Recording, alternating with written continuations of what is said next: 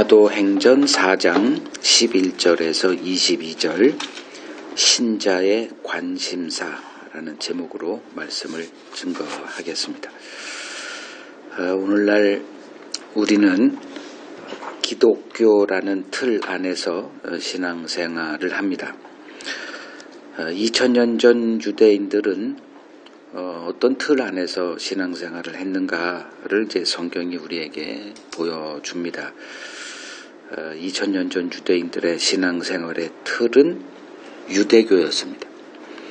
그러니까 기독교가 이제 말씀 중심을 외치듯 그들 역시 말씀 중심의 신앙생활을 하고 있었습니다. 당연히 유대인들은 말씀이 육신이 되어 그들 앞에 나타난 예수를 환영했어야 합니다. 그런데 그들은 예수를 그리스도가 아니라 부정하고 죽여버렸습니다. 그 이유는 성경 해석이 달랐기 때문입니다. 그들은 바른 지식을 따르지 않았습니다. 예수님이 이 땅에 오신 그 이유를 많은 사람들이 이제 속죄 때문에 오셨다라고 말합니다. 맞습니다. 예수님은 우리의 죄를 속량하기 위해서 오셨습니다. 그것이 십자가로 이제 이루어졌죠. 그러면 십자가 이전에 예수님이 하신 일은 무엇이었는가? 그러니까 우리들이 그 믿음의 결국이 뭐냐? 천국에 입성하는 거예요. 그러면 천국에 입성하기 전에 그 긴 과정을 우리는 이 땅에서 살아갑니다. 그러니까 예수님의 목적이 십자가였다. 그럼 십자가 이전까지 뭘 하셨는가가 이제 우리들의 관심사가 되어야 됩니다. 그 십자가 이전에 예수님이 집중적으로 하신 일이 이제 성경을 통해서 이제 보여집니다. 그것이 바로 뭐였는가? 유대교의 문제가 무엇인지를 고발하고 이를 바로잡는 일이었습니다. 그 예수님이 등장하셔서 이제 제자들을 부르시잖아요. 그리고 제자들을 부르고 나서 하신 첫 번째 일이 뭐냐? 마태복음에서 우리가 배운 거죠. 산에 올라 자기를 따르는 무리들 그들에게 뭔가를 이제 말씀을 전하기 시작합니다. 그거를 우리가 산상수훈이라고 그러죠. 산상수훈을 통해서 보통 우리가 뭐 대권 주자 하면은 대권 주자들이 그냥 나 뭐 대통령 될 거야 이런 사람은 없죠. 뭔가 이렇게 매니페스토라고 해서 내가 대통령이 되면 뭘 할 거야. 이거를 사람들에게 밝혀 이렇게 뭐 책을 내거나 대선 뭐 그렇게 과정 속에서 이렇게 유세를 하면서 밝히죠. 그러면 그걸 보고 사람들이 이제 나는 이 사람이 대통령이 됐으면 좋겠어라는 것처럼 예수님이 오셔서 이 매니페스토를 보여주신 그게 산상수훈이에요. 거기에 맞춰서 이제 뭔가를 해 나가십니다. 그 산상수훈의 내용을 요약하면 조금 아까 말씀드린 그거예요. 유대교의 문제를 바로잡는 거였습니다. 그러니까 예수님은 제자들이 보는 앞에서 유대교 지도부 그 대표가 이제 바리새인들과 이제 서기관들이죠.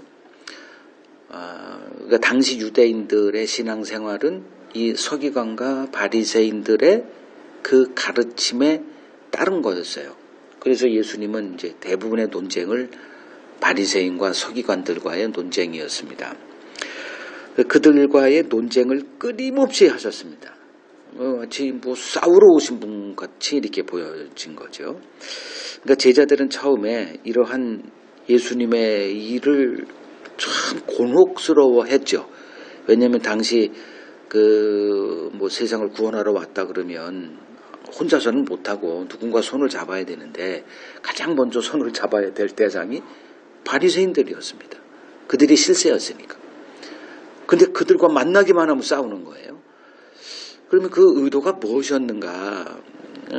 그 제자들은 참 염려가 많았어요. 그들은 예수님을 따라서 계속 하다 보면 이 유대라고 하는 사회, 유대 사회에서 높은 지위. 그런데 이 유대 이 사회의 주류층을 이루고 있는 실세인 바리새인들과 만나면 싸우거든. 그래서 좀 계속 염려가 되는 거예요. 근데 예수님의 의도로 이제 보면 예수님이 제자들을 부르시고 그들과 늘 함께 하면서 싸우셨거든. 그러면 그걸 보게 하셨다라고 이제 결론 내릴 수밖에 없죠. 그러면 제자들은 예수님의 그 논쟁을 계속 싫든 좋든 들어야 되는 거예요. 계속 싸우십니다. 싸워야 본질이 드러나니까 싸우는 거예요. 싸우지 않으면 이게 안 드러나요. 그래서 예수님은 논쟁자로 사셨어요. 그러면 이제 그거를 보게 하신 거죠. 제자들로 하여금. 이 논쟁을 통해서 제자들을 어떻게 만드셨는가? 논쟁자로 세우신 거예요. 그래서 사도들의 삶도 논쟁자예요. 계속 싸우는 자들입니다. 사도 바울 거의 평생이 그래서 디모데후서 4장 거기를 보면 자기 인생을 요약을 하죠. 내가 이 선한 싸움을 싸우고 이렇게 말합니다. 싸웠다는 거예요. 한평생. 그러니까 이제 예수님은 자신의 이 치열한 논쟁을 제자들로 하여금 보게 하심으로 앞으로 그들로 하여금 이 논쟁을 통해서 똑같은 일을 하게 했으니까 사람들을 이제 낚는 일을 하게 하십니다. 그러니까 계속 논쟁을 이렇게 보면서 제 설교도 사실은 논쟁적인 설교죠.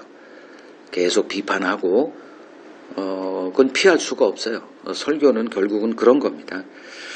그 과정을 이제 보는 거죠. 제자들이 보도 여러분들도 제 설교 가운데 드러나는 그 많은 싸움들, 논쟁들, 비판 이걸 통해서 여러분들도 성경은 이렇게 해석해야 되는구나를 알아가게 됩니다. 자, 예수의 승천 후에 이제 성령이 제자들에게 임합니다. 이제 성령을 받은 이들이 권능을 받고 담대하게 복음을 전함으로 예수 믿는 무리가 크게 증가하게 됩니다. 이에 위협을 느낀 유대교 지도부가 사도들을 체포하여 이제 법정에 세웁니다. 그리고 너희가 누구 이름으로 이런 일을 하느냐라고 신문을 하기에 이릅니다. 자, 오늘 본문은 이 유대교의 위협 앞에서 사도들이 어떻게 대응했는지에 대한 제2부 내용이 되겠습니다. 자, 11절 12절 보겠습니다. 이 예수는 너희 건축자들의 버린 돌로서 집 모퉁이의 머릿돌이 되었느니라. 다른 이로서는 구원을 받을 수 없나니 천하 사람 중에 구원을 받을 만한 다른 이름을 우리에게 주신 일이 없음이라 하였더라. 자, 11절을 보세요. 아주 중요한 단어가 나옵니다. 너희 건축자들의 버린 돌. 예수는 이거다 이렇게 얘기를 해요. 그러니까 예수는 너희 건축자들의 버린 돌이다. 이걸 베드로가 지금 보고 있는 거예요. 그 돌을 하나님이 집 모퉁이의 머릿돌이 되게 했다. 그러니까 머릿돌이라는 거는 주돌 그거죠.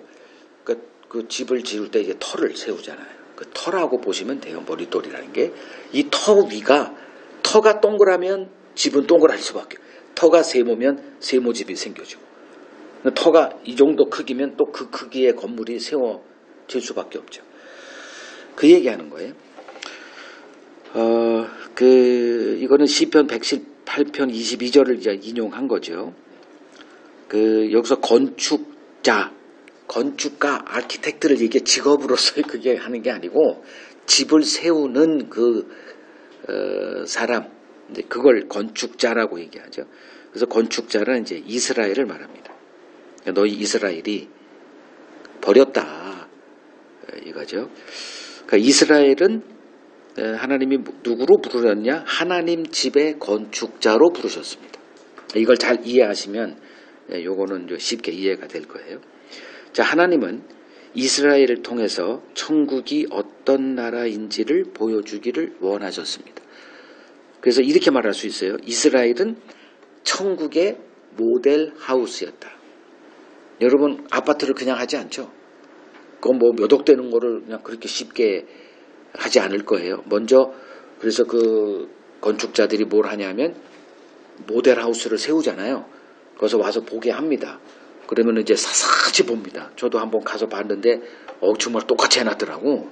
아, 그럼 내가 만약에 저거를 계약해서 살면 이런 집에 살겠구나를 보게 하죠. 그러니까 모델 하우스가 이스라엘이 그 모델 하우스 역할을 하는 거예요. 그것을 이제 어디서 볼 수 있느냐? 출애굽기 19장 5절 6절을 보면 너희는 나의 소유다 이렇게 얘기를 해요. 하나님이 이스라엘을 애굽에서 건져낸 다음에 너희는 나의 소유다, 내 소유 삼았다. 그리고 너희는 제사장 나라, 그리고 거룩한 나라가 되라. 이렇게 이게 그들이 세워야 될 하나님의 집의 모형이었죠. 그러니까 즉 그들에게 또 뭘 줬냐면 바로 이제 성경을 주셨잖아요. 그러니까 성경은 그들에게 뭐냐? 집을 지을 설계도였습니다. 그러니까 그걸 열심히 연구해야죠. 그러니까 웬만한 사람은 설계도가 주어져도 그게 뭔지 읽지 못하잖아요. 그 전문적인 공부를 해야 그 설계도만 딱 보면 이게 뭐 어떻게 그냥 그림이 그려지는 것처럼 이제 그렇게 그들은 하나님의 말씀을 이런 시각으로 바라봐야 됐습니다. 이제 문제가 발생하죠. 그들은 성경의 정신을 볼 수 있어야 됐습니다. 그러니까 성경 정신의 토대 위에 집을 이제 세워가야 했는데 어떤 문제가 생겼는가? 그 성경 정신은 보지 못하고 이건 본질이라고 얘기를 해요. 성경의 문자에 매여서 율법 실천의 열심의 터 위에 이제 집을 세워갑니다. 이거를 예수님이 뭐라고 얘기하냐면 그 예수님이 이제 마지막 예루살렘에 이제 방문하셔서 새벽에 예루살렘 성전을 향해 가실 때 무화과 나무 있는 걸 보시고 제자들에게 야 가서 그 열매 있으면 하나 가져와라. 다 아시고 하시는 거예요. 없죠. 제자들이 뭐만 봤어요? 잎사귀만 무성했다고 하죠. 요약을 한 거예요. 그러니까 이스라엘은 본질적인 그 길을 가서 하나님이 원하시는 그 열매를 맺혀야 되는데 열매는 없고 뭐만 있다? 잎사귀만 무성해가지고 사람들이 볼 때 저거 진짜 무화과 나무야. 저게 천국이야. 이런 짓을 했다는 거예요. 그런 결과 이제 예수님이 이런 자들을 유대인들을 향해서 뭐라고 얘기하셨느냐? 보세요. 마태복음 23장 13절.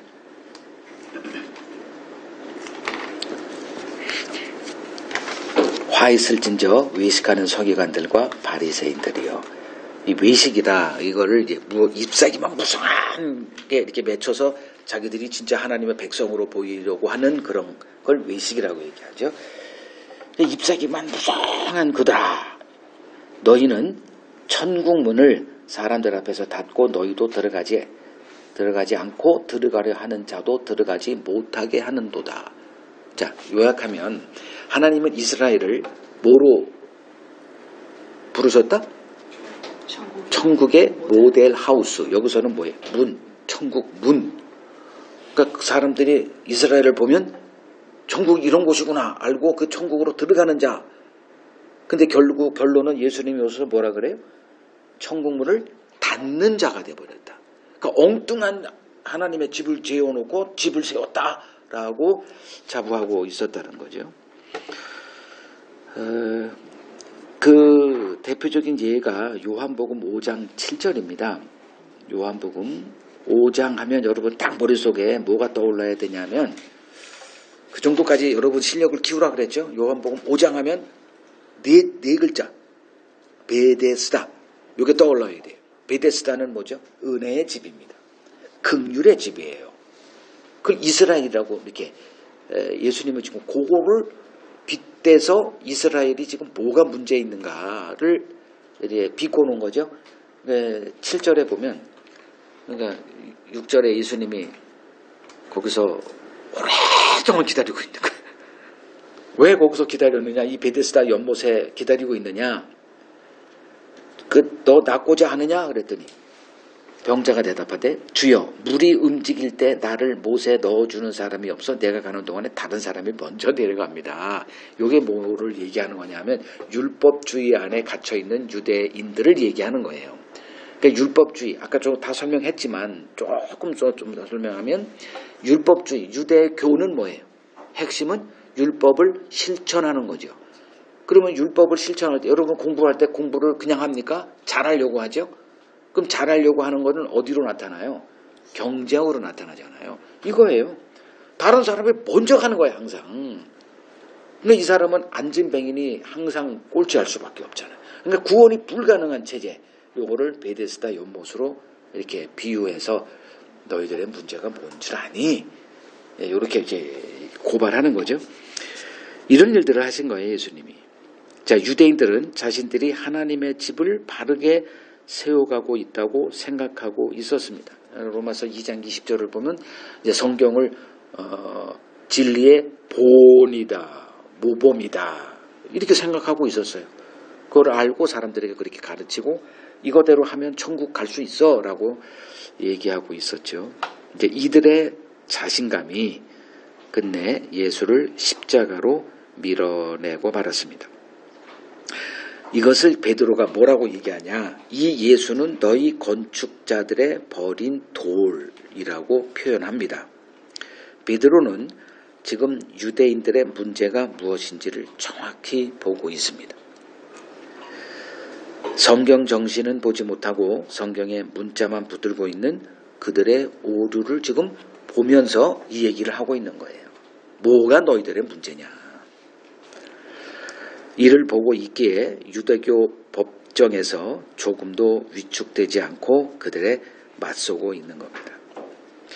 여러분들이 왜 논쟁자가 되지 못하고 싸움꾼이 되지 못하느냐? 보지 못하고 있기 때문이에요. 이건 틀림없는 사실입니다. 보게 되면 할 수 없어요. 논쟁자가 될 수밖에 없습니다.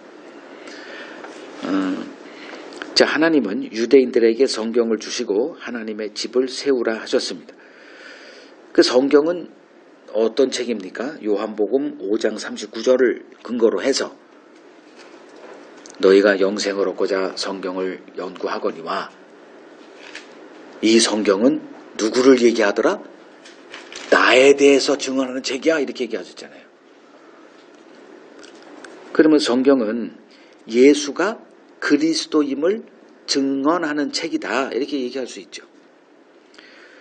그래서 그들은 성경이 주어졌고 그럼 그 성경의 터 위에 집을 지어야 됐으니 성경이 예수를 얘기하니 하는 책이니 그들은 어떤 터 위에 집을 지어야 됐다? 예수 위에 집을 지어야 했습니다. 그런데 예수님은 그들에게 버림을 받으셨습니다. 자, 이걸 통해서 이제 우리가 결론을 내릴 수가 있어요. 세상이 기대하는 예수는 다른 예수라는 결론입니다. 예수님은 언제나, 그러니까 예수님이 이렇게 질문하기.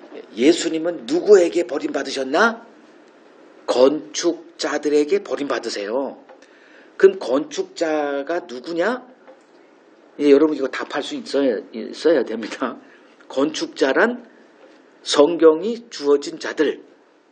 그러니까 성경이 뭐예요? 설계도라 그랬잖아요. 설계도가 주어진 자들에게 언제나 버림받으세요. 이 공식을 여러분들이 이해를 해야 돼요. 그래야 휘둘리지 않습니다. 예수님은 언제나 성경을 갖고 있는 자들에게 버림을 받으십니다. 그러면 오늘날 성경을 가지고 있는 종교가 누구죠? 어떤 종교죠? 기독교죠. 예수가 불교에 의해서 배척당하세요? 아니 스님들이 예수님을 얼마나 좋아하는데 그들도 성탄절에 크리스마스 추리하고 교회에 성탄 축하 선물 보낸다니까. 친한 친구 목사가 있으면 야 예수 성탄 탄생 축하해 이런다니까요. 불교가 예수 배척하는 게 아니에요. 누가 예수를 배척하느냐? 성경을 갖고 건축자로 부름받은 자들에 의해서 예수가 배척받는다니까요. 그 누가복음 4장 24절을 보면 예수님이 뭐라 얘기하시느냐? 선지자는 고향에서 환영받는 법이 없다라고 얘기하세요. 이거 뭐 다 제가 했던 거니까 요약만 할게요. 고향은 뭘 얘기를 해요? 고향. 태어난 거. 태어났어. 성경을 갖고 있는 자들, 건축자들, 이걸 고향이라고 여기서 표현해요. 다양한 각도에서 빛이 보라색만 있는 게 아니죠. 파란색도 있고, 그건 우리들이 이제 이거 다 아는 얘기잖아요. 그럼 성경도 그렇게 볼 수 있어야 되는 거죠. 고향이 뭐야? 건축자들, 성경이 주어진 자들, 거기서 환영 못 받는다니까요. 인간은 성경을 영의 관점으로 보지 못해요. 육의 관점으로 봅니다. 다 자기 유익을 위한 관점으로 성경을 보잖아요. 누가 이건 불가능한 거예요. 영으로 영의 관점으로 본다는 거 아예 불가능합니다. 그때나 지금이나 이 육신이 된 인간은 1도 변화되지 않았어요. 유대교가 버렸다면 기독교도 버리게 돼 있다는 거죠. 그 고린도전서 2장 14절 육에 속한 사람은 하나님의 성령의 일들을 받지 아니하나니 이는 그것들이 그들에게는 어리석게 보이며 또 그는 그것들을 알 수도 없나니 그러한 일, 즉 하나님의 일은 뭐로만? 영적으로만 분별된다. 그래서 하나님 예수님이 승천하시기 전에 뭘 기다리라? 아버지의 약속. 그것이 바로 뭐지? 뭐 어떻게 알아요? 성령 받아본 적이 없는데 아버지께서 약속하신 것을 기다려라. 떠나지 마 절대. 그리고 나서 이제 열흘 후에 뭐가 약속이 주어졌는데 알고 봤더니 성령이야. 성령을 받았더니 그들의 삶이 좋아졌냐 나빠졌냐. 하나님의 그 나라에는 좋은 일이 벌어졌지만 그들의 개인적인 쪽으로 보면 그들에게는 이제 불행의 가중된 삶으로 나아갔죠. 자, 성경 공부의 첫 단계에 대해서 말씀드릴게요. 여러분들 성경 공부 열심히 하잖아요. 죽을 때까지 성경 공부하실 거고 그 맥을 짚어드릴게. 성경 공부의 첫 단계는 성경을 알고 있던 유대인들이 왜 예수를 배척했는지를 알아가는 일입니다. 이게 첫 번째 단계예요. 딴 거 보지 마세요. 이걸 보시면 이제 오늘날 이 기독교의 실체가 보이게 될 겁니다. 그 유대인들은 그리스도를 기다리고 있었습니다. 왜냐하면 구약이 그리스도를 약속하고 끝났잖아요. 말라기를 보면. 그래서 이제 예수님이, 그러니까 세례 요한이 나왔을 때도 너 그리스도야? 뭐 이런 걸 막 물었고, 예수가 등장해서 또 하니까 그냥 뭐 연속 뭐 세례 요한 등장했다가 사람들이 그 얘기 막 하고, 근데 그보다 더 센 사람이 나타난 거야. 이건 표적으로 그냥 승부를 거네. 그러니까 사람들이 무리가 다 따르잖아. 그때도 너 그리스도야? 계속 물었던 거죠. 그러니까 그리스도를 아주 열망할 수밖에 없는 그런 구조에서 예수님이 이제 등장하셨고요. 그러니까 그들은 그리스도를 기다리고 있었죠. 근데 이제 예수가 등장하고 사람들이 또 이 사람이 그리스도가 아닌가라고 이제 했다가 처음에는 좀 뭔 말인지 잘 모르겠어. 근데 어느 때 예수를 그리스도로 인정했느냐? 딱 한 번 기록되어 있어요. 오병이어 사건입니다. 오병이어 사건을 본 그들이 예수를 그리스도로 인정을 한 거죠. 그리고 억지로라도 자기들의 임금 되게 했죠. 왜냐? 그들이 기다렸던 그 조건에 딱 맞는 그리스도였거든. 예수가. 어떤 그리스도였어요? 자신들의 필요를 채워주는 예수. 채워주는 예수요.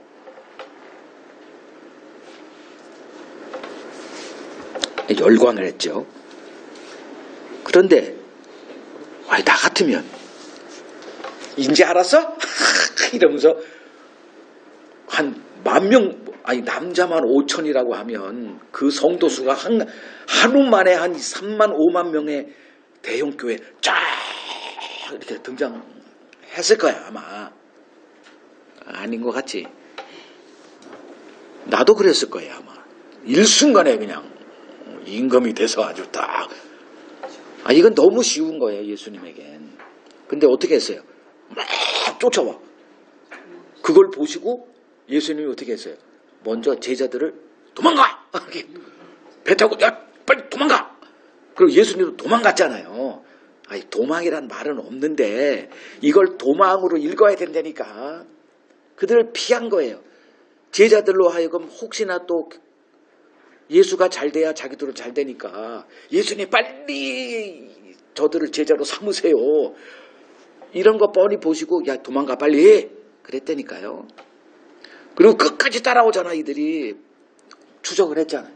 없어. 어디 갔지? 했더니 배 타고 간 것까지 확인해. 그리고 또 어서 배를 모아가지고 또 찾아가지고 배 타고 그 가버나움까지 쫓아왔다니까요. 그리고 회당에서 가르치고 있는 것까지 쫓아와서 그 논쟁이 이제 요한복음 6장에 이렇게 가지런히 기록되어 있습니다. 그 예수님은 그들을 피해서 누구를 찾아가셨나? 누구를 찾아가셨죠? 죄인과 세리들을 찾아가 그들의 친구 되는 길을 선택하셨어요. 그러니까 예수님은 그들의 기대에 부응하는 그리스도 되기를 거부하셨다는 거죠. 이게 요한복음 6장 15절 내용입니다. 또 한 사람이 있죠. 누가복음 12장에 보면 자기 형이 아버지가 남긴 그 상속분을 독차지하려는 것을 보고 예수님에게 이제 찾아와서 이것 좀 해결해 주세요. 그랬더니 예수님이 뭐라 그래요? 이렇게 표현했어요. 이 사람아, 누가 나를 너희의 재판장이나 물건 나누는 자로 세웠느냐? 그 얼마나 면박을 당한 거야. 여러분들이 다 기도가 다 이런 기도 아니에요? 내 문제 해결해 달라고. 밥 좀 달라고. 그러면 예수님의 답은 뭐겠어요? 이 사람아! 그걸 들을 수 있어야 돼요. 안 들리니까 밥 줘! 뭐 다른 기도를 계속 하고 있는데 하나님은 계속 답을 한다니까 지금. 뭐라고 답해? 이 사람아 이걸 들을 수 있어야 돼요. 이게 성경 배움의 유익이죠. 근데도 계속 그 기도를 한다? 그러면 성경을 헛되이 배우고 있다는 증거 아니겠습니까? 우리 지금 망하고 있어요. 지금 나은 삶을 좀 주세요. 라고 하지 않습니까? 성경을 그토록 배우고 설교 홍수 속에 살고 있다면서도 실상은 아니잖아요. 양심에 손을 얹고 한번 좀 생각해 보시라는 거예요. 잘못 가고 있잖아요.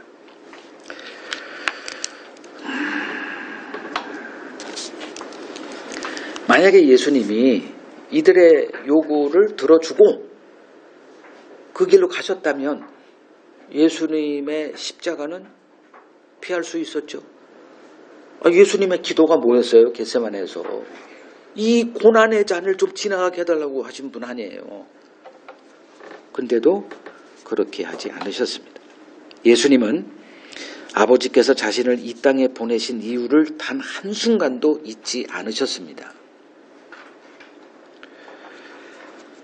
그랬기 때문에 그 길 갈 수 있죠. 저도 동의를 합니다. 왜 하나님이 저를 목사 되게 하고 지금 이 말씀을 전하는 자로 세우셨는지를 그걸 잊어버리면 저는 사형죄죠.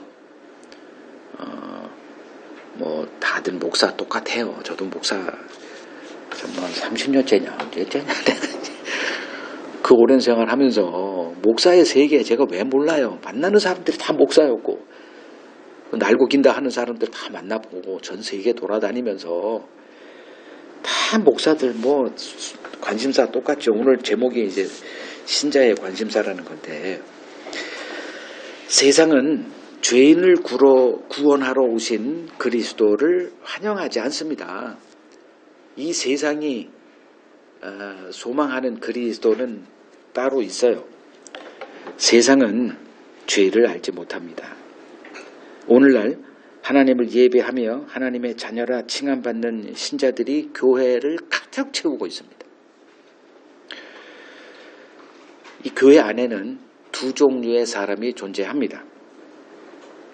첫째는 죄의 눈이 열려 죄인의 친구 되신 예수를 바라보는 자들이 있습니다. 다른 한 부류의 사람들이 있어요. 자기 소망을 이루고자 예수의 이름을 부르는 자들입니다. 이들의 관심사는 죽어서 천국 가는 거 하나, 그리고 이 땅에서 모든 불행에서 건져주는 그 그리스도를 따르는 자들입니다. 하나님은 자기 자녀를 정확히 보고 계십니다. 자, 여기서 이제 건축자들의 버린 돌 조금 더 설명을 드릴게요. 베드로전서 2장 가세요. 베드로전서 2장 7절. 그러므로 믿는 너희에게는 보배이나 믿지 아니하는 자에게는 건축자들이 버린 그 돌이 모퉁이의 머릿돌이 되고, 요거 이제 베드로가 또 한 번 인용을 하는 거죠. 그 다음에 8절, 또한 부딪히는 돌과 걸려 넘어지게 하는 바위가 되었다 하였느니라. 그들이 말씀을 순종하지 아니하므로 넘어지나니 이는 그들을 이렇게 정하신 것이라, 이렇게 말하죠. 그러니까 7절은 지금 우리가 여기 11절에 읽었던 거 그거고, 한술 더 떠요. 여기서는 8절, 예수를 뭐라고 얘기하냐, 걸려 넘어지게 하는 바위, 뭐 돌, 이렇게 말해도 되죠. 걸려 넘어지게 하는 돌, 그러니까 버림받은 돌. 왜? 걸려 넘어지게 하니까 버렸다는 거예요. 그러면 예수는, 우리가 믿어야 될 예수는 어떤 예수냐? 나를 어떻게 하는 거예요? 걸려 넘어지게 하는 예수가 참 예수라는 것입니다. 자, 구약의 이스라엘 역사는 어떤 역사냐? 이 관점에서 보면 이렇게 얘기할 수 있어요. 구약의 이스라엘 역사는 하나님에게 걸려 넘어짐으로 늘 하나님을 원망하다가 세월을 낭비한 역사였다. 이렇게. 여러분, 구약을 좀 배운 사람들은 제 말을 다 이해하실 거예요.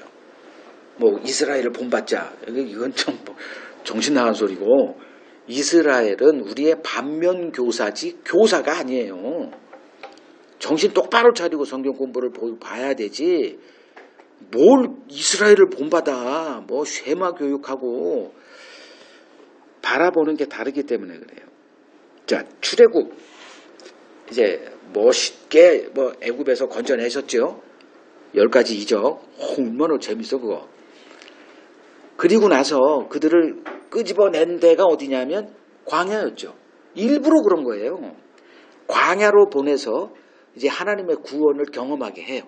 근데 그들은 그런 구원의 결과를 기대하지 않았죠.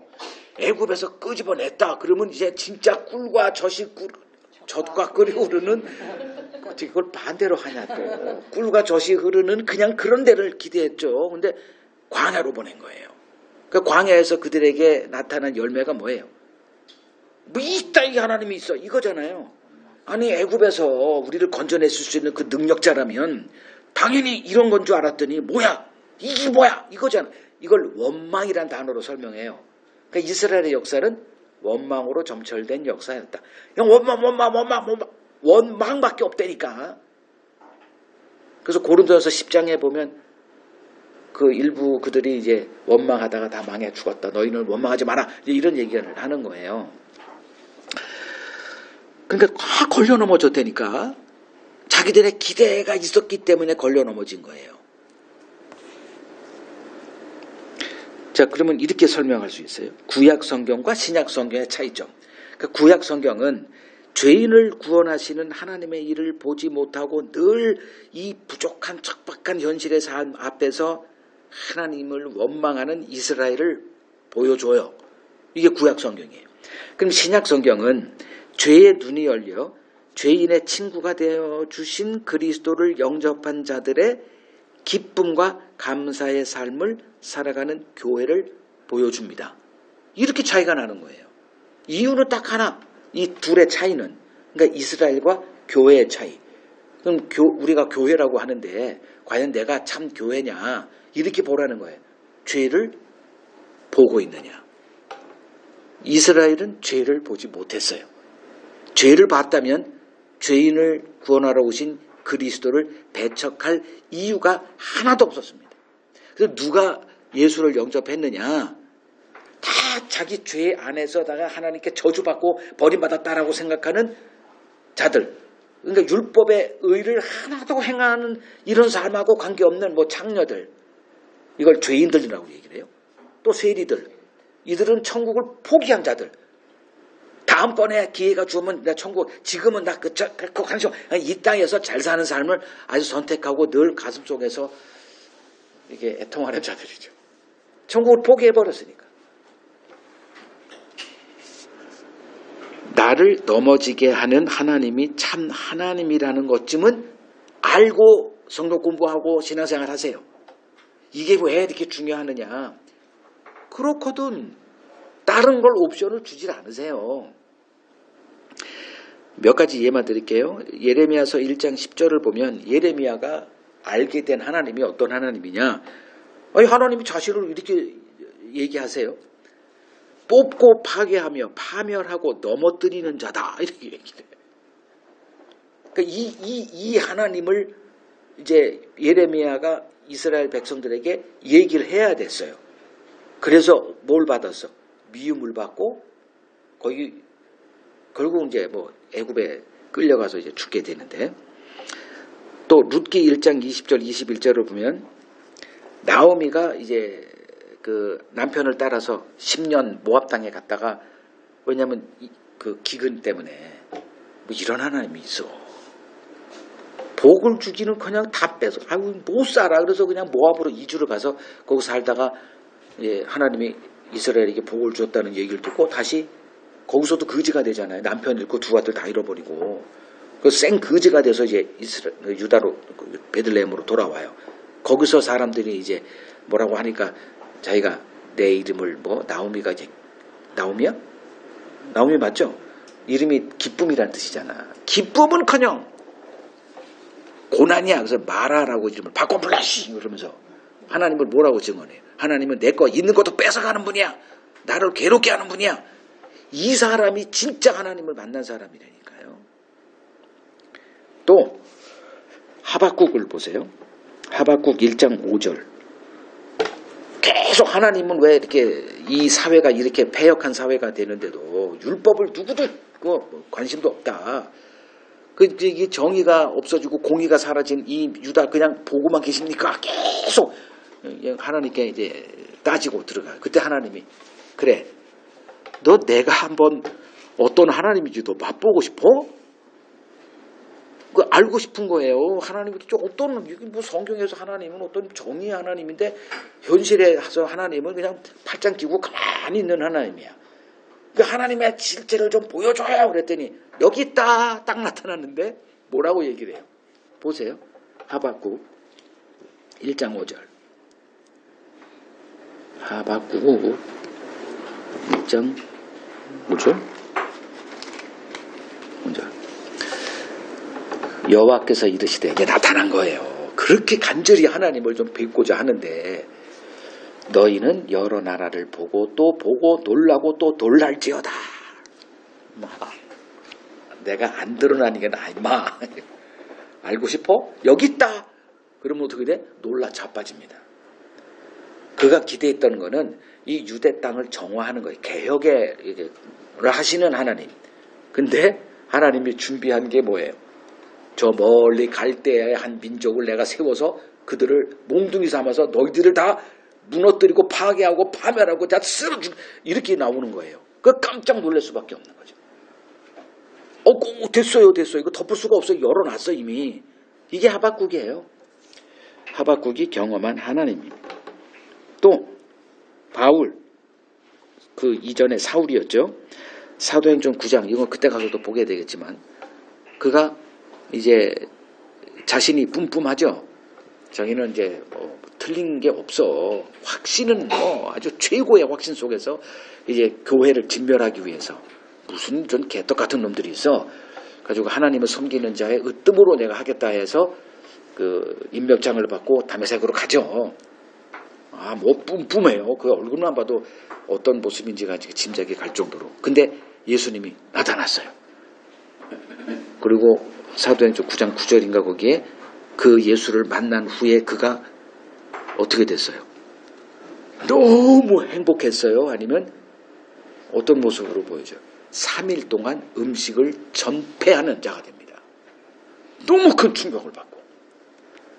아니 내가 그렇게 저건 이단일 수밖에 없어라는 그 확신 속에서 살고 있는데, 그리고 그 일을 하고 있는데 예수라는 분을 만난 거예요.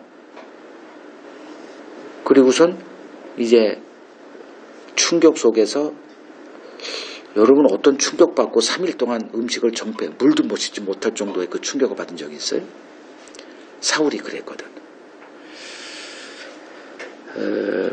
이런 하나님을 만나는 것을 뭐라 그런다? 거듭난다, 이렇게 얘기하는 거예요. 자, 거듭남. 요거 설명할게요. 요한복음 3장 3절. 니고데모가 바리새인이었으니까 율법학자였습니다. 성경을 잘 알고 이스라엘의 선생이라 이런 자부심을 갖고 지금까지 오랜 세월 살았던 사람입니다. 예수가 하는 표적을 보고 이건 하나님 보낸 선지자가 틀림없다, 이 확신을 갖고 밤에 몰래 예수를 찾아와서 이 얘기를 하자 예수님이 다짜고짜 얘기합니다. 진실로 진실로 네게 이르노니 사람이 거듭나지 아니하면 하나님의 나라를 볼 수 없다. 그러니까 지금 이 사람은 얘기를 더 쭉 가다 보면 이 사람은 거듭남의 비밀을 몰라요. 그러니까 율법 행함에 자기 의로 천국 갈 수 있다라는 그 유대교의 신앙 체제의 아주 확신범이죠. 그러면 이 사람은 어떤 사람이었어요? 하나님의 나라를 보지 못하고 있는 자라는 거 말하는 거 아니에요. 그러니까 너에게 성경을 주고 그 성경으로 그 설계도 삼아서 하나님의 나라를 세우라고 했건만 니들이 하나님의 나라를 보지 못하는데 뭘 집을 줘? 이 얘기를 지금 하는 거죠. 그러니까 먼저 뭐 한다? 놀라게 하세요. 하나님이 깜짝 놀라게 합니다. 여태껏 내가 알고 기대했던 그런 하나님이 아니라는 것을 알게 하고 무너뜨리게 만들어요. 이걸 거듭남이다, 이렇게 얘기를 해요. 그러고 나서 이제 사도 바울이 어떤 사람이 됐느냐? 지혜로운 건축자가 됩니다. 고린도전서 3장에 나오죠. 그 전까지는 어리석은 건축자였죠. 보지를 못하고 있었으니까. 자, 12절을 봅니다. 다른 이로서는 구원을 받을 수 없나니 천하 사람 중에 구원을 받을 만한 다른 이름을 우리에게 주신 일이 없다, 이렇게 말합니다. 자, 유대인들에게 구원 얻을 이름은 뭐였어요? 율법이었습니다. 그래서 그들은 율법을 자신들의 그 진리의 모범, 그래서 율법에 목숨을 걸고 이제 살아갔죠. 유대인들이 내세운 이름은 율법의 이름이었어요. 율법. 그런데 그들은 율법이 의를 쌓는 도구가 아니라 죄를 깨닫게 하는 도구였다는 것을 조금도 짐작하지 못했습니다. 그래서 로마서는 그거를 입증하는 거예요. 로마서 한번 공부하고 싶다. 로마서 좀 알았으면 좋겠다 하는데 로마서 뭐 그렇게 복잡한 것도 아니에요. 이런 제가 지금까지 쭉 설명한 것만 제대로 이해하면 로마서는 그냥 너무 쉬운 책이에요.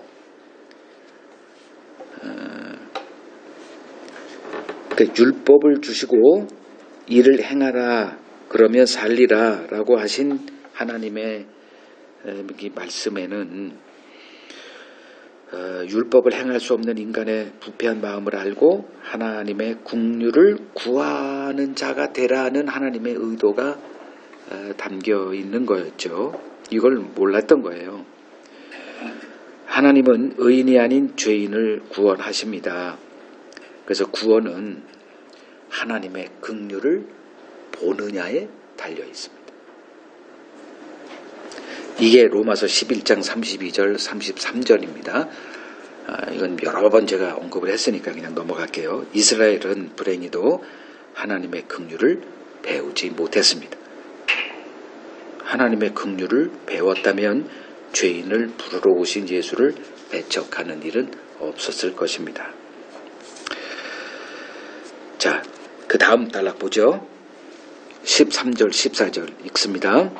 그들이 베드로와 요한이 담대하게 말함을 보고 그들을 본래 학문 없는 범인으로 알았다가 이상히 여기며 또 전에 예수와 함께 있던 줄도 알고 또 병 나은 사람이 그들과 함께 서 있는 것을 보고 비난할 말이 없는지라. 자, 유대교 지도자들이 이제 베드로와 요한에게 너희가 무슨 이름으로, 누구의 이름으로 이런 일을 하느냐라고 막 이제 위협을 가하자 이제 그들이 이렇게 답을 하는 거죠. 근데 13절을 보니까 베드로와 요한이 담대하게 말함을 보고, 담대하게 말했다는 거는 일단 얼굴 태도를 보잖아요. 얘가 좀 쫄고 있나. 대화할 때 그 여러 가지를 이제 보잖아요. 그 사람의 태도, 얼굴색, 딱 감을 잡는 거죠. 쫄았네. 그러면 이제 막 더 이렇게 세게 나가고. 근데 조금 더 쫄지 않은 거예요. 그걸 담대함을 봤다. 막힘이 없는 거예요, 말이. 이상하죠? 지금 이 얘기는 다 어떤 얘기들이에요? 신학적인 배경이 있는 사람들이 할 수 있는 토론입니다. 근데 그들은 베드로와 요한을 어떤 사람으로 봤다는 거예요? 본래 학문 없는 범인.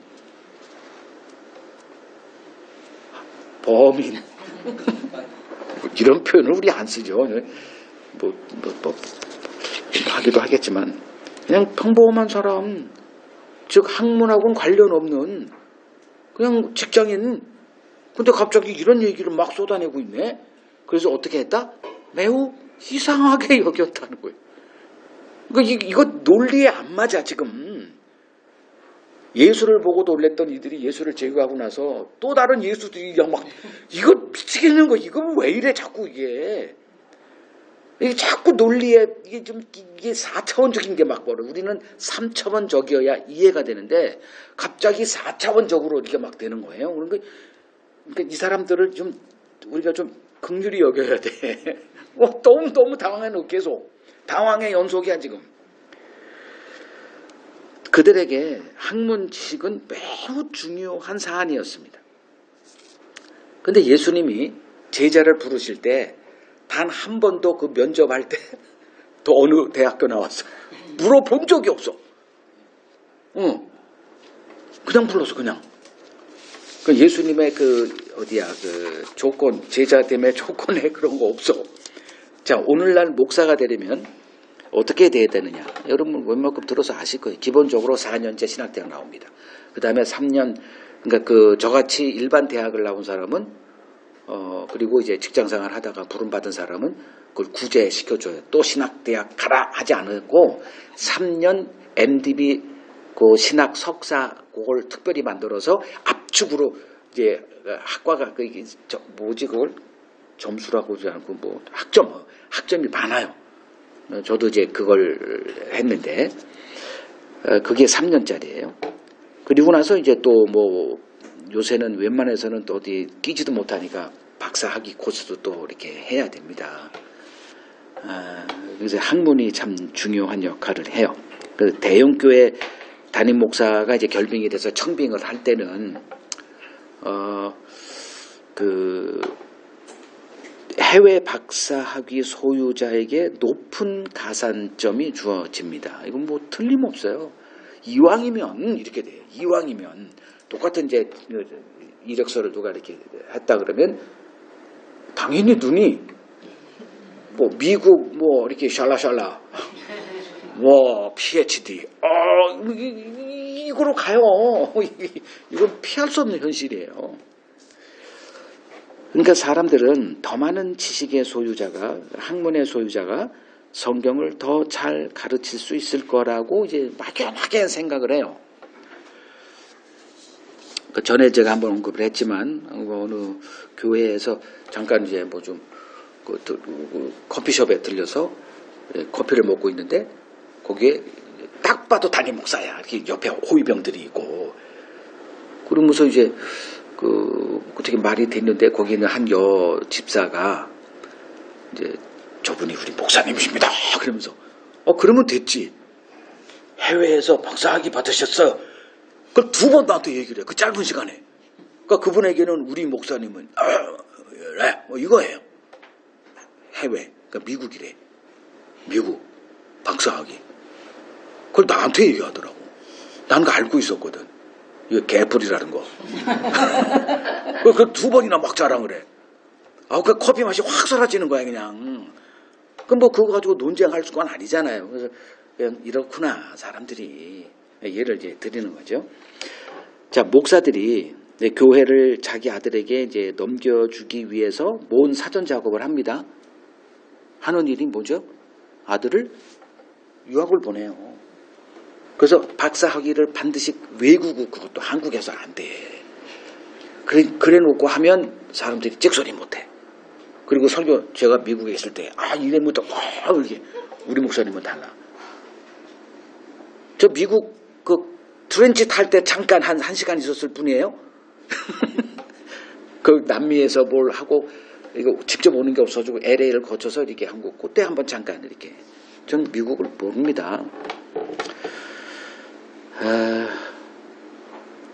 자, 베드로와 요한, 신학 지식, 학문, 전무한 사람들이었어요.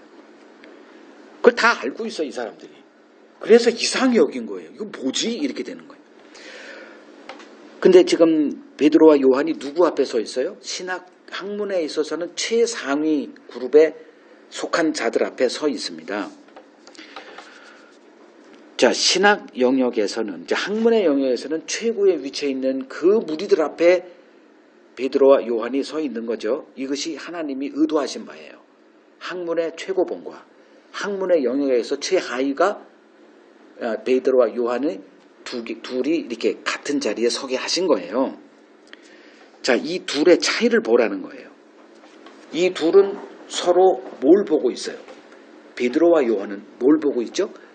죄인의 친구로 오신 그리스도를 보고 그분을 위해서 자기의 목숨이라도 내어줄 수 있는 자로 지금 서 있습니다. 근데 이 학문에 있어서는 뭐 평생 학문에 이건 진짜 이건 도사들이에요. 책 쓰는 거 문제가 안 되는 사람들이에요. 학문의 영역에 있어서는 뭐 어디 가서 빼지 뭐 둘째라면 서러운 사람들이에요. 근데 이들은 누구를 보고 있어? 어떤 그리스도를 보고 있습니까? 인간의 경건함에 보상하는 그리스도를 보고 있어요. 이게 유대교의 치명적인 문제였습니다. 이 둘의 차이를 볼 수 있어야만 합니다. 천국은 어떤 자들의 나라냐? 예수로 사는 자들의 나라예요. 그걸 사도행전 3장에서 우리가 살폈죠. 돈을 구원하는 자에게 금과 은은 내게 없거니와 내게 있는 이것으로 내게 주노니 예수의 이름으로 살아라, 이거였잖아요. 이들은 예수가 학문이에요.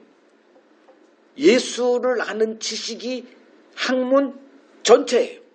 뭐 거기에 따로 없어. 그래도 저 이거 가지고도 지금 설교를 하잖아요. 설교가 떨어진 적이 없다니까요. 제가 언제 신학적인 거 얘기한 적이 있을지도 모르겠지만 저도 그거 공부했다니까, 신학을. 그거 한번 전에 김주현 집사님한테 얘기했구나. 한번 제가 그때 그 교회사를 한번 하려고 했었어요. 이거 하면은 4, 5년 걸려요. 거기에 등장하는 인물만 수천 명이야. 거기에는 계속 신학적인 교단 세워지는 거라 신학적인 그런 것들이잖아요. 초대교회 때부터 속사도 시대, 그리고 또 뭐 중세, 그때 뭐 토마스 아퀴나부터 시작하는 그 수많은 신학자들. 그걸 하려고 했었어. 근데, 이게 뭔가 이게 안 되더라고. 그래가지고 그냥 베드로와 요한의 자리로 저는 지금 서 있는 거예요. 그래도 된다니까. 천국은 그런 곳이에요. 학문으로 가는 게 아니에요. 이걸 잘 모르죠, 사람들이. 그러니까 죄인의 친구가 되신 예수는 이 세상에서 아무 쓸데없어 버려진 보화로 존재합니다. 신자는 이 보화를 발견한 자들이에요. 그래서 그 보화를 얻기 위해 자신의 모든 것을 내어놓는 자들. 지금 베드로 요한이 그런 거예요. 지금 목숨이 간당간당한 자리에서 그 예수를 얘기하고 있어. 다른 어떤 얘기도 안 합니다. 그냥 예수 얘기 하나로 승부를 걸어요. 그래서 마태복음 13장 44절을 보면 천국은 마치 밭에 감추인 보화와 같으니 사람이 이를 발견한 후 숨겨두고 기뻐하며 돌아가서 자기의 소유를 다 팔아 그 밭을 사느니라. 우리 삶이 이 삶 아니요? 어느 날 이걸 버려줬어. 그러니 뭐라 그래? 밭에 감추인, 밭에 왜 감춰줘? 버렸으니까. 쓸모없어서. 근데 그걸 봤네? 봐서 어떻게 돼서 이걸 얻고자 너무 기뻐. 그러니까 어떻게 돼? 자기 소유를 다 팔아서 아예 밭을 사버린다니까. 하나님이 인정하시는 참 학문은 죄인의 친구 되신 예수를 아는 지식이다. 여러분 딴 지식 구하지 마십시오. 그냥 아는 체 하고 싶지 않아요. 나도 알아.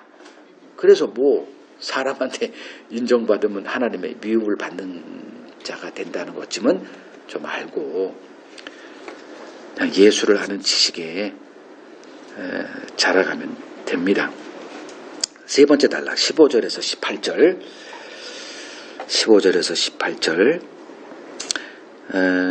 19절만 읽겠습니다. 베드로와 요한이 대답하여 이르되 하나님 앞에서 너희의 말을 듣는 것이 하나님의 말씀을 듣는 것보다 옳은가 판단하라. 20절 하나만 더 읽을게요. 우리는 보고 들은 것을 말하지 아니할 수 없다. 자, 베드로와 요한을 공회에서 이제 나가게 합니다. 법정에서 좀 나가라 한 다음에 이들을 어떻게 처리할지. 왜냐하면 다 들어봤거든 이제. 논의하기 시작합니다. 자, 그런데 그 16절에 보죠. 이들을 어떻게 할까 이랬잖아요. 죽일까? 어떻게 할까? 근데 이제 걸리는 게 있어. 사람들이 다 봤어. 이들이 어떻게 행한 그 유명한 표적을 다 봤어. 이건 빼박이야. 어떻게 더 이상 돌려치고 할 길이 없어요. 그래서 할 수 있는 일은 이제 그들 다시 서게 해서 야, 우리가 너희들을 이번에 좀 긍휼히 여겨서 내보내줄게. 대신 예수의 이름으로 어떤 이야기도 하지 마. 다 그런 거예요. 요게 그들이 할 수 있는 대안이었죠. 자, 요걸 보면서 이들의 문제점을 또 얘기할 수밖에 없어요. 이들은 옳고 그름이 그들의 관심사가 아니야. 이게 그 교회와 유대교의 차이점이에요.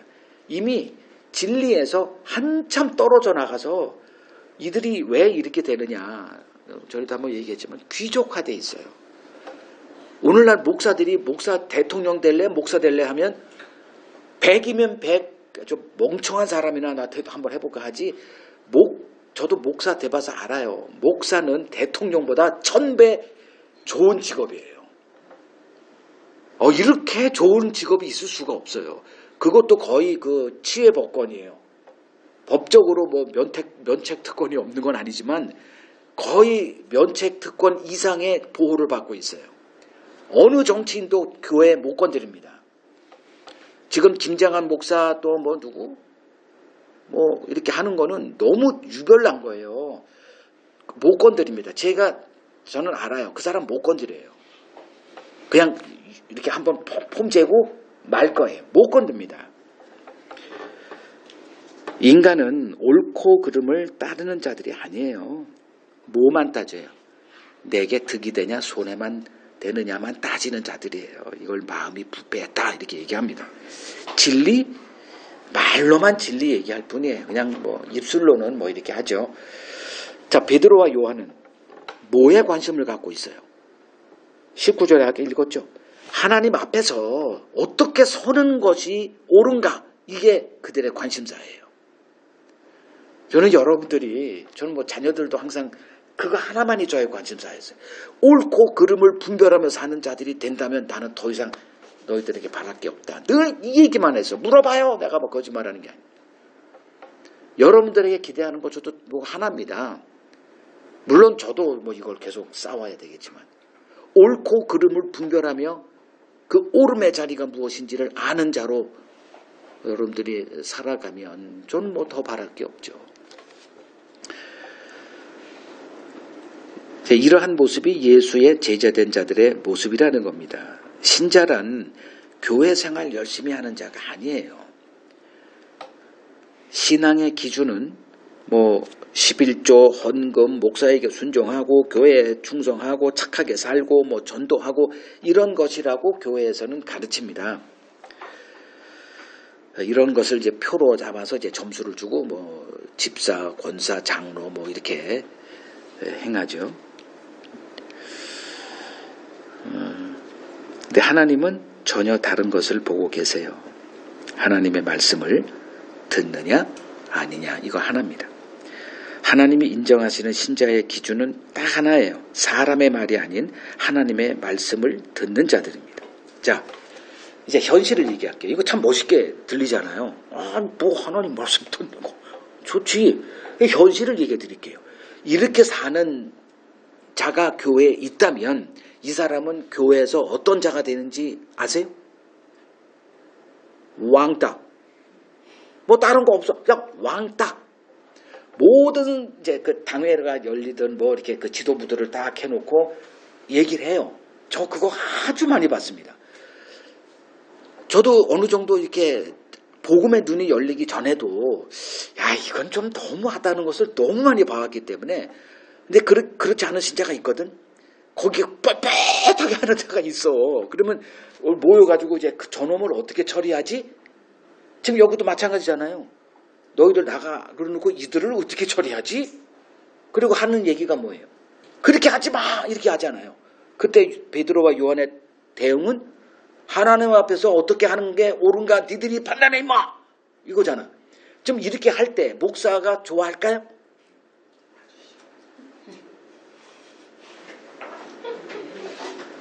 이런 표정을 진다니까 진짜. 그리고 여러분들이 좀 처리를 해줘. 나는 인자한 걸 포기를 못하니까 니들이 간격을 좀 해줘 이 장로들아. 그럼 장로들이 알아서 딱 그 사람을 다 해버리고 그냥 이렇게 여기 삼진하고 딱 되고 뭐 이렇게 저도 완전히 왕따 돼가지고 설교금 박탈되고 그 저 창고 같은데 하나 너 사무실 써 임마 해가지고 거기서 있다가 그냥 나오게 됐는데 왜 제가 이런 현실을 모르겠습니까?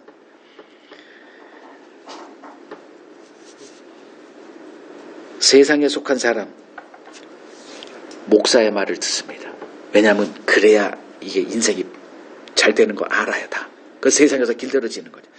상사 말에 어긋나면 어떤 피해가 오는지 다 알잖아요. 근데 신자는 누구요? 성경이 얘기하는 신자의 정의, 데피니션 딱 하나예요. 예수의 말을 듣고 그 말에만 따라 사는 사람. 뭐 다른 게 없어요. 교회는 수많은 조건을 갖다 댑니다. 좋은 신자는 이런 게 있어. 뭐 이렇게. 근데 성경이 말하는 신자의 유일한 조건은 예수님이 얘기했죠. 내 양은 내 말을 듣고 나는 그들을 알고 그들은 나를 따른다. 이거 하나예요. 여기서 더 이상 빼고 뭐 덧붙일 게 없어. 그냥 신자는 예수에게 속한 자 이거예요. 지금 이 둘의 차이가 뭐예요? 이 막강한 권세를 가지고 있는 이 지도부는 예수에 속한 자가 아니에요. 예수를 팔아서 장사하는 자들이지. 근데 베드로와 요한은 장사 같은 거 관심 없어요. 그냥 예수에게 속한 자로 내가 있느냐만 관심사예요. 그게 하나님 앞에서 무엇이 옳은 행위인가만 관심 있는 거야. 여러분들은 지금 어떤 자로 살아갑니까? 그러니까 이것 때문에 신자는 교회에서 미움의 대상이 되고 왕따로 존재합니다. 이 말이 무슨 뜻인지 여러분들이 분별할 수 있을 거라고 저는 생각을 해요. 자, 아버지의 말씀을 충성스럽게 증언하신 예수께서 이 세상 사람들의 미움을 받으셨듯 예수에 속한 우리들 역시 세상에 미움을 받는 자로 존재합니다. 이유는 딱 하나. 예수 말만 듣기 때문에. 그럼 이 말이 무슨 말이냐? 오늘날 교회가 나는 예수님 말만 전해요라고 하죠. 그 수도 없이 얘기한 거예요. 그게 아니라니까요. 지금 그들이 말하는 예수의 말이라고 하면서 그들에게 지키라고 하는 것은 다 뭐다? 전통입니다. 기독교 전통. 그 예수님이 마태복음 15장에서 얘기했죠. 너희들이 입술로는 나를 공경하지만 사람의 계명으로 나를 공경하니 헛되이 나를 경배한다 이랬잖아요. 전통이 되니까. 그래서 사람의 말, 여기 그랬죠. 하나님 앞에서 너희가 뭐예요? 사람의 말과 하나님의 말을 분별할 줄 아는 실력을 키우라는 거죠. 근데 사람들은 목사가 하는 말이니 하나님의 말씀이겠지. 왜냐면 목사들도 다 성경 중심. 구호를 붙이잖아요. 말씀 중심. 말씀에는 없다. 우리는 교회 개혁주의자들의 후예다. 그러잖아요. 그냥 말씀만 천주교 가봐요. 다 이상한 얘기 합디다. 우리는 말씀. 근데 현실은 그게 아니에요. 누구나 이 땅에서 편한 삶, 남보다 더 나은 삶을 추구합니다. 제자들 역시 이런 욕망을 갖고 예수를 따랐습니다. 예수님은 이러한 제자들의 마음을 보고 계셨습니다. 그럼에도 그들을 내치지 않으시고 끝까지 그들을 자기 곁에 이제 붙어 있게 하셨어요. 그리고 그들에게 끊임없이 말씀의 씨앗을 뿌렸습니다. 때가 되자 이제 하나님께서 그들의 마음에 뿌려진 말씀이 열매를 맺히게 하십니다. 그 열매의 모습이 오늘 이 모습입니다. 조금 더 위축되지 않아요. 비록 신학적인 지식, 학문, 책 읽는 거 한 권도 책도 안 읽었다 할지라도 이들 보세요. 얼마나 위축됨이 없어요. 쫄지 않습니다. 그냥 예수라는 지식 하나로 맞서요. 이 모습을 예수님이 보고 싶으셨는데 예수님의 생전에 이 모습은 못 보셨어요. 그리고 장차 아버지의 약속이 임한 후 너희들은 이런 자로 될 거야. 이걸 그냥 바라만 보고 계셨죠. 좀 외로우셨을 거예요. 근데 그때가 임할 것을 보고 계셨기 때문에 그들에게 조급하게 막 몰아붙이지도 않으셨어요. 그냥 자기 할 얘기 툭 하시고 못 알아듣는 거 뻔히 알아. 그럼에도 그냥 또 인내하시고 오래 참으시면서 자기 할 일을 행하셨습니다. 누가 복 있는 자인가? 하나님의 말씀을 듣고 그 말씀에 순복하며 사는 자입니다. 신자는 사람의 말이 아닌 진리이신 예수의 말씀만 듣고 예수에 복종하며 사는 자들입니다. 이들은 버려진 돌, 예수 한 분을 마음의 주로 삼고 자는 자들입니다. 조롱받고 버려진 예수를 유일한 자랑으로 삼고 사는 자들입니다. 예수님은 베드로와 요한을 이런 자로 만들어 세상에 보내셨습니다.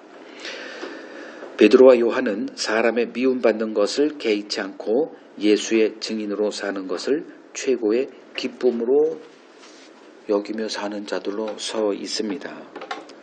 이것이 우리 앞에 거울로 서 있습니다. 여러분들은 무엇을 보고 살아가십니까? 우리는 이러한 사도의 터 위에 세워져 있습니다. 예수에 속한 자들로 살아갑니다. 우리들의 기쁨은 예수의 고난에 참여하는 것입니다. 이보다 더 나은 복은 없습니다. 천국을 유업으로 받을 자들이기 때문에 그렇습니다.